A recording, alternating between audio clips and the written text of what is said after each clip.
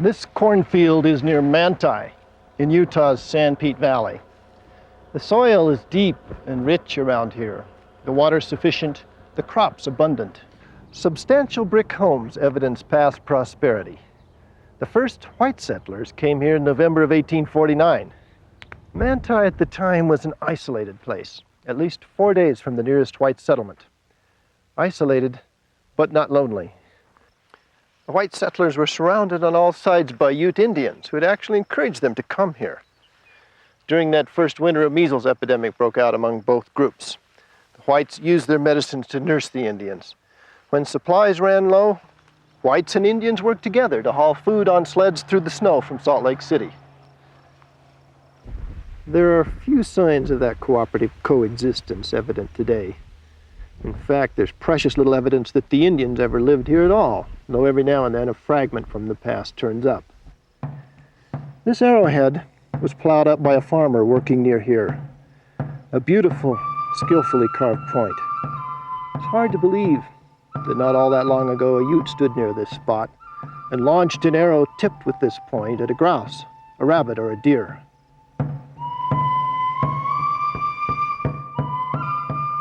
At the time Utah was settled, there were possibly as many as 20,000 Indians in the Utah area, twice as many as whites. Most belonged to a language group called Shoshonean and had already been in Utah 600 years. During that time, they had divided into several distinct groups or tribes. 4 of these were in Utah when the whites first arrived. Later in the 1850s, an unrelated group, the Navajo, began moving into the southeastern corner of the state. But the Shoshonean tribes, the northern Shoshone, the Goshutes, the Utes, and the southern Paiutes, were the ones who occupied Utah when the whites arrived in 1847. They did not generally inhabit the mountains or the deserts when given a choice. They preferred the lowlands, where water and land combined to produce heavy grasses and abundant game, precisely the areas the white settlers quickly spotted as ideal for the plow. Probably the only thing preventing an immediate confrontation was the fact that the Salt Lake Valley had long been a buffer zone between Shoshone and Ute, with neither group putting forward a clear claim to the area. The white settlers of Manti were among those who did not subscribe to the old adage that the only good Indian was a dead Indian. But an appalling number of white Americans did, and even if they didn't, they generally distrusted and feared Indians. There were many reasons for this harsh attitude. One has to do with the great difference between the white American and Native American cultures.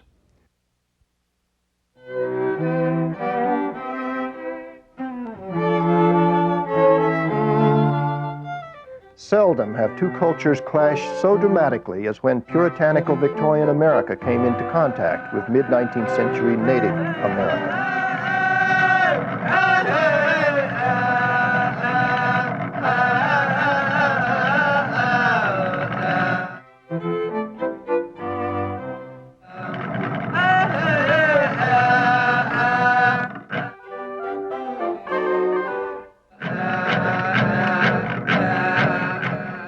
1847 company of Oregon-bound immigrants was shocked to see an Indian brave approaching their camp one evening completely nude, except for a tall silk hat and a vest which he apparently just acquired from an earlier company.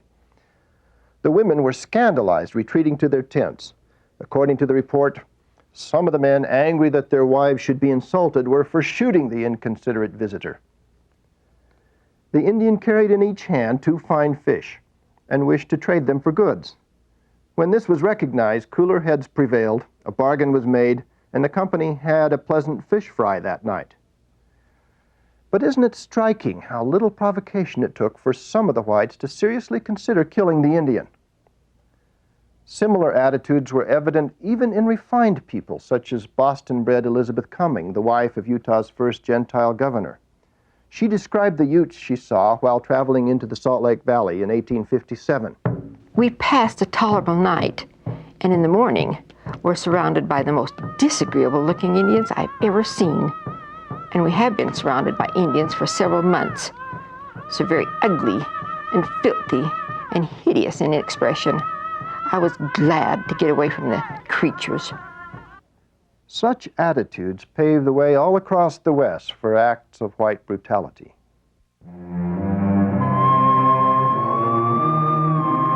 settlers forced removals of Indians from their lands. Immigrants killed dozens of Indians for minor offenses such as petty thievery. U.S. troops indiscriminately slaughtered hundreds of Indians on several occasions. Immigrants often saw Indians as less than human, not entitled to the decencies extended to others in normal human relations.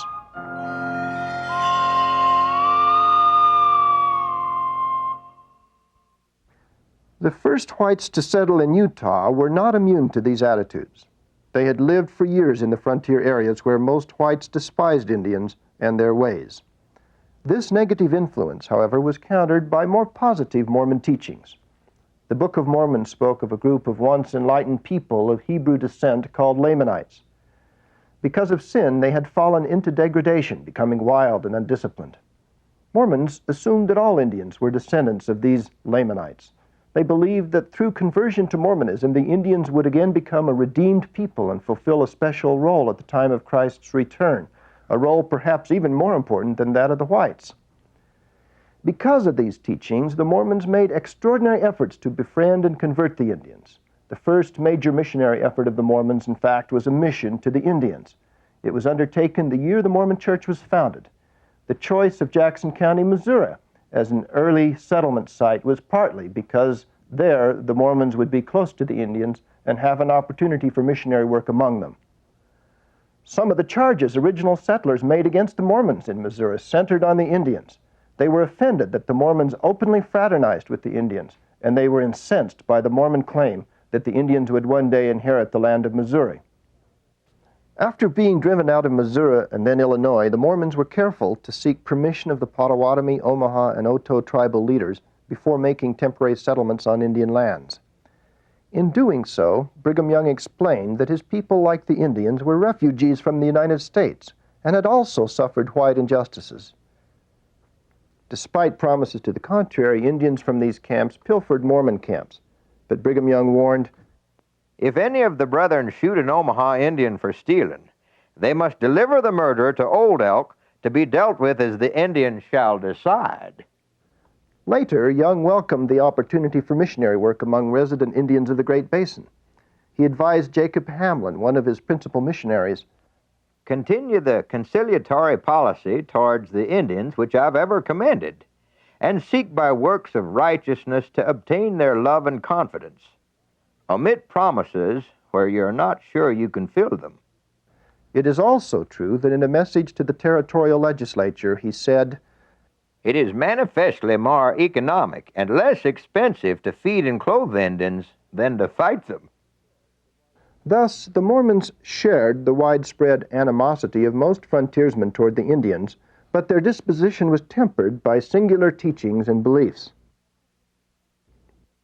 How, then, did the more benevolent of these attitudes work out in practice? Well, fine, as long as the Mormons stayed in the Salt Lake Valley. But in 1849 and 1850, they moved out into the Sanpete, Tooele, and Utah valleys and into territories long occupied by groups of Indians. They immediately began to fence and plow and offered no payment for the land. They maintained that it, like all land, belonged to God, though once they had claimed it, they showed a lively interest in retaining their own possession of it. For example, in 1849, Young sent a company of militia to track down several Ute renegades who had persisted in helping themselves to livestock. When confronted, the Indians refused to surrender the animals. They then fired upon the militia, who returned fire. After a 2-hour battle, 4 warriors were killed. A more clear-cut departure from Young's policy occurred the next year, here near Fort Provo, the first Utah Valley colony. Young had sternly warned the colonists that they should stay aloof from the Indians. But in January, 3 men killed an Indian for stealing a shirt and then tried unsuccessfully to hide the body. Well, the Indians, of course, threatened retaliation. Without telling Young of the murder, local white leaders urged the church president to take action against the Utes, who they claimed were being very saucy, annoying, and provoking, threatening to kill the men and the women. Well, I think Young suspected something.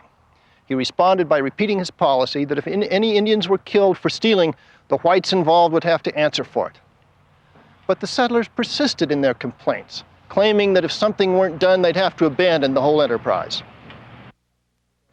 Encouraged by Captain Howard Stansbury, who was conducting an army survey in the territory, Young reluctantly dispatched a militia force. I authorize you to exterminate those renegades who do not separate themselves from their hostile clans and sue for peace. The militia responded with appalling zeal, killing 35 in a 9-day campaign and harrying many others from the valley. 4 years later, after learning of the murder which led to the Indian unrest, Young wrote, These facts, which were hid at the time, explain to me why my feelings were opposed to going to war with the Indians, to which I never consented until Brother Higbee reported that all the settlers in Utah Valley were of one mind in relation to it. The white settlers soon learned that they were in peril only if they pursued conflict, and neither Young nor his successors authorized sweeping punitive expeditions after 1851. In contrast, the first settlers and Indians in Sanpete Valley got along just fine. Perhaps much of their success resulted from the fact that the Sanpete settlement was partly conceived as a mission to the Indians. A leader of the settlers, Isaac Morley, wrote, Did we come here to enrich ourselves in the things of this world? No. We were sent to enrich the natives, comfort the hearts of the long oppressed. Let's try the experiment, huh? And if we fail to accomplish the object, then say, boys, come away.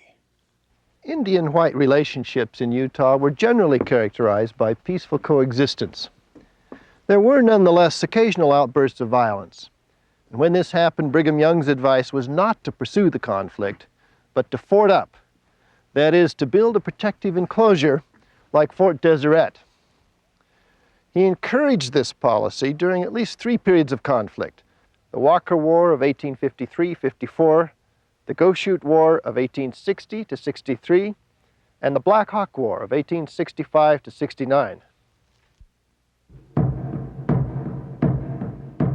The Walker War was the predictable result of continuing encroachments of whites on the most favorable lands of the territory and their interference with Indian slave trade.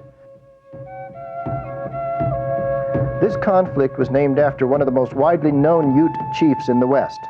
Wa Kara, or Walker as the whites called him, had taken parties on horse and slave trading expeditions as far as Southern California.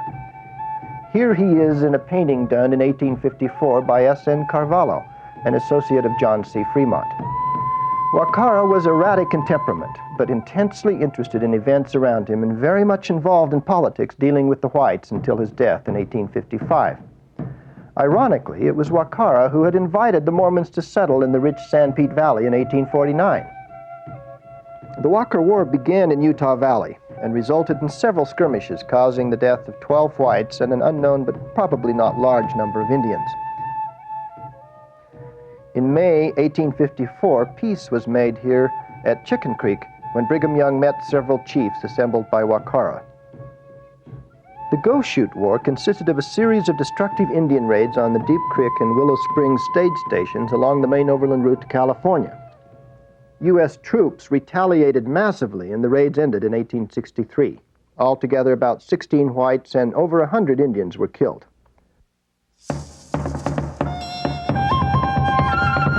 The Black Hawk War was a war in earnest. It consisted of a series of raids extending over 4 years. It was inspired by a young Ute who refused to settle on the recently created reservation in the Uinta Basin. Black Hawk attracted a following of 200 to 300 militants.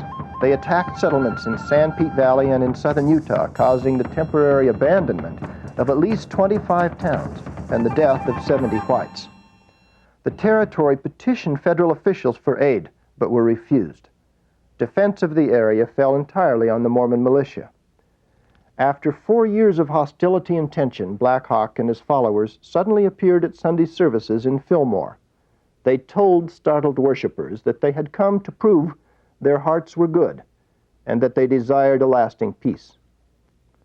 Black Hawk died the following year of tuberculosis. In the funeral sermon, Brigham Young said, Black Hawk was the most formidable foe the saints have had to encounter for many years. Black Hawk was also the leader of the last significant Indian uprising in Utah. Brigham Young, like other whites in the West, was vexed by the problem of how to deal justly with the Indians. He understood that from their point of view, the only just resolution would be for the whites to leave and let them return to their old ways. Some whites, however, felt the only solution would be for the Indians to be done away with altogether. Compromises between these two extremes took one of two forms: either to remove the Indians to some remote place where they could continue their traditional way of life unmolested, or to convince them that there was plenty of room for all if they'd just give up their wild ways and learn to farm like the white people. Brigham Young, like federal officials at the time, vacillated between the two positions. As superintendent of Indian Affairs from 1850 to 1857, he advocated first one and then the other policy. In November 1850, he wrote a letter to the Mormon representative in Washington, John M. Bernheisel, requesting the Indians be removed to some favorable point on the eastern slope of the Sierra Nevada, where forest, game, and streams are plenty, or to the Wind River chain of mountains, where fish and game abound, or on the Snake River, at neither of which points white men dwell. There was no recorded response to the letter. More typical, however, were Young's efforts to teach the Indians white man's ways. One such endeavor was precipitated during the winter of 1848-49. A band of Indians came into the Salt Lake Valley asking to trade two young girls they had recently captured. The practice of slave trading had been going on for many years. The Mormons, however, found the notion repulsive and refused to deal. The leader of the group responded by promptly killing one of the girls in their presence and threatening to kill the other if they didn't buy her. They hastily complied. Shortly thereafter, Young urged the legislature to pass laws permitting such purchases as, quote, a relief and benefit to the captives. By taking Indians into their homes, he argued, Mormons could help the process of civilizing the natives. They could teach them the language and customs of the whites and prepare them for white society. Young himself took in an Indian girl as part of his extensive household. The practice lasted long after the Mexican slave trade was ended. Many Mormons took Indian children into their homes and raised them in hopes of smoothing their assimilation into American society. However benevolent the initial intent, there were no doubt cases when the practice was more an indentured servitude than a purchase into freedom, as Young had hoped. Young also encouraged Mormons to speed the process of accommodating Indians into white society by taking Indian women as wives, although we have no data on the extent of such intermarriage. Young demonstrated similar intentions in recommending the founding of Indian farms as early as 1851. Indian agent Garland Hurt encouraged the idea, and several such farms were established near Mormon towns. The settlers, however, had little success recruiting Indians to run the farms. After efforts to secure federal funding were unsuccessful, the program failed. Later, however, the Mormon Church founded 6 Indian farms on its own, and Indians continue to live and farm in these areas today. Another effort to aid in assimilation took the form of specific Indian missions, or colonies. These were founded near substantial Indian populations with the aim of converting the Indians and teaching them to farm and live in settled communities. Most Mormon colonies were charged with this dual responsibility, but particular missions were launched in 1852 at Fort Supply near Fort Bridger, Wyoming, then in 1855 at 3 sites: Fort Limhi on the Salmon River in Idaho, Elk Mountain near present-day Moab, Utah, and at Las Vegas, Nevada. The Elk Mountain mission failed almost immediately, but the others enjoyed a measure of success for a time. Federal policies toward the Indians vacillated in a pattern similar to those of Brigham Young. Like Young, the government sometimes settled conflicts with punitive action. In 1863, Colonel Patrick Connor's forces killed an estimated 250 Shoshone men, women, and children at the Battle of Bear River. 2 years later, in 1865, the federal government established the Uinta Ore Reservation, leading to eventual settlement of the Utes on lands in the Uinta Basin. Land south of the San Juan River was incorporated into the Navajo Reservation in 1884, and the Navajo have since become the most populous of all Utah's tribes. Not until the early decades of the 20th century were reservations created for the Goshutes. Southern Paiutes, after having their reservations terminated, continued to live on traditional lands they occupy as a federal trusteeship. With the Dawes Act of 1887, Congress had reversed its reservation policies. The act encouraged Indians to give up reservation and tribal life, take up farming, and to assimilate into the broader American society. More recently, however, tribal consciousness has risen. Indians in Utah, as elsewhere, have shown a renewed determination to retain tribal organization, collectively own and manage reservation lands, and preserve traditional customs. So we return to these lands near Manti, once a favorite hunting ground for Utah's Indians. The striking thing about this scene is that there are no Indians, only an occasional arrowhead or potsherd turned up by a farmer tilling the soil. Brigham Young saw what was happening in 1871 and described the problem with poignant clarity. I will say to our government, if they could hear me, you need never fight the Indians, but if you want to get rid of them, try to civilize them.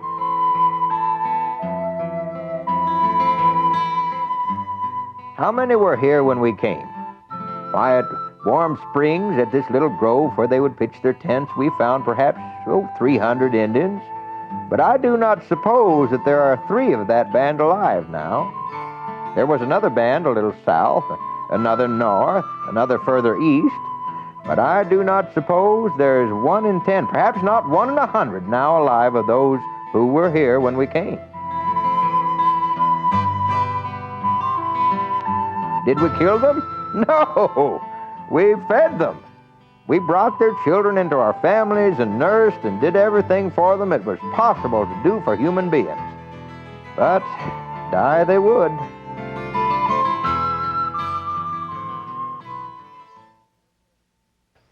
There's ample evidence that the Mormons were more benevolent in their relations with Indians than many whites.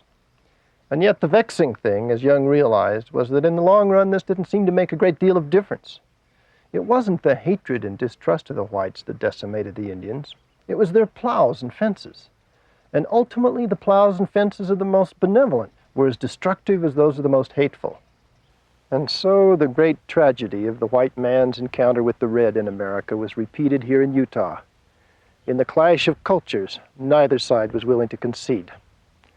Isaac Morley had his heart in the right place when he said that we have come to comfort the hearts of the long oppressed, and if we fail in the object, then boys, come away. Well, there can be little doubt that the whites failed to bring the comfort they had hoped. And when it came right down to it, they were unwilling to come away and leave the land to the Indians. Here are the fields, the fences, and the houses. But where are the Indians?